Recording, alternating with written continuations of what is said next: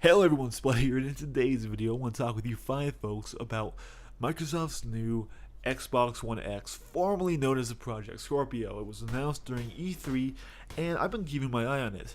I always like to see when new console launches happen because whenever the consoles move forward in terms of performance and power, so do the games. The games can be more ambitious, they can be larger, and they will definitely look better, which appeals to me as a PC gamer because that means when games do get ported over, I'm going to get a better experience than if the console was weaker. So I'm always interested in seeing what the next generation has to hold.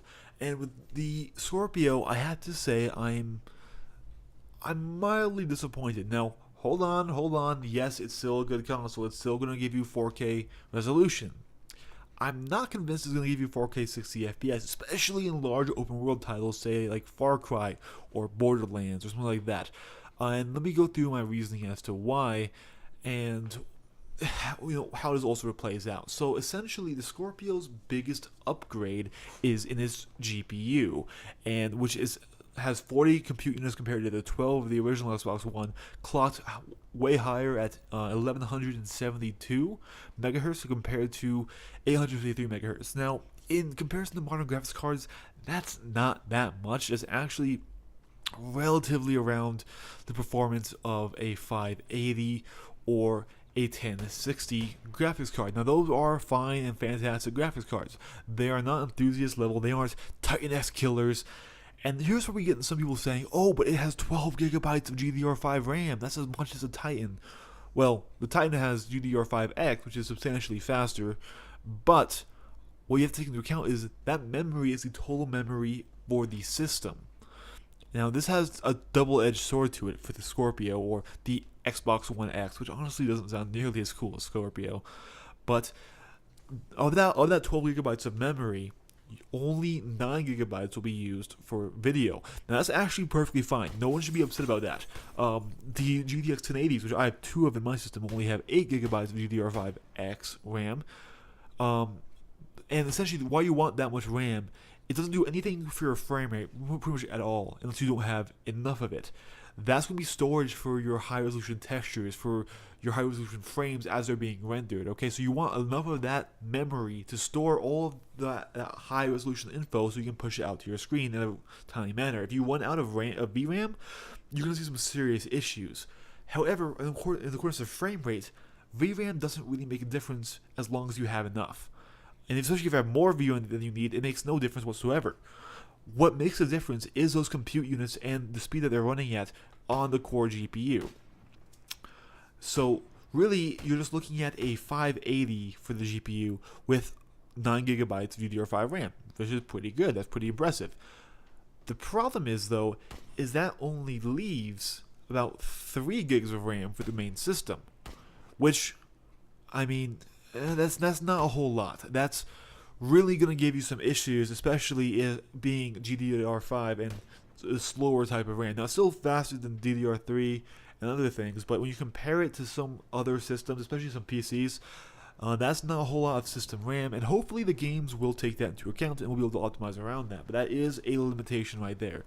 The next biggest limitation I'm seeing is it's still running off of an old style 8-core AMD previous generation set. It's not quite a Jaguar, it's a custom x86 architecture, which is essentially 32-bit, and it's running at 2.3 gigahertz, which is a substantial boost over the 1.75 gigahertz of the original Xbox One, and is even higher than the PS4 Pro. But the thing is, those cores, even though there's 8 of them, they have really terrible IPC, or instructions per clock. They're old. This is an old architecture that's well outdated, and I would have much rather preferred to see some sort of Ryzen style chip in there. I know that probably couldn't happen due to timelines and how long this thing's been in development, but looking at it as a PC gamer, and especially as someone who wants games to be on all platforms, I want my PC games to be on the console too, so more gamers can play these games that I like. This CPU is a letdown. It's going to be a bottleneck, and you can compare its power to really a low-end i3. Now, I'm thinking I might do a test video with a GTX 1080 and an i3 and see what the bottleneck really looks like, because I do have a spare 1080 in my system, and I do have an i3 in the computer I built for my mother a few weeks back, And that might be a good representation of how the Scorpio will run, and it might even be better than how the Scorpio will run because the 1080 is much stronger than the 580. All this takes into account means that the Scorpio or the Xbox One X is still going to be a great console, and it will be able to do 4K resolution. I have no doubts in my mind that you will see 4K games, true 4K, on the Scorpio. However, where you're going to suffer is in visual settings, so stuff like visual effects, physics, shadows, maybe even, anti-aliasing isn't really an issue at 4K, but model detail, poly count, render distance, that's all going to be suffering due to that 580 strength card. And you're going to see 30 FPS. I'm sorry guys, you are going to see 30 FPS in large open world games because of that CPU limitation.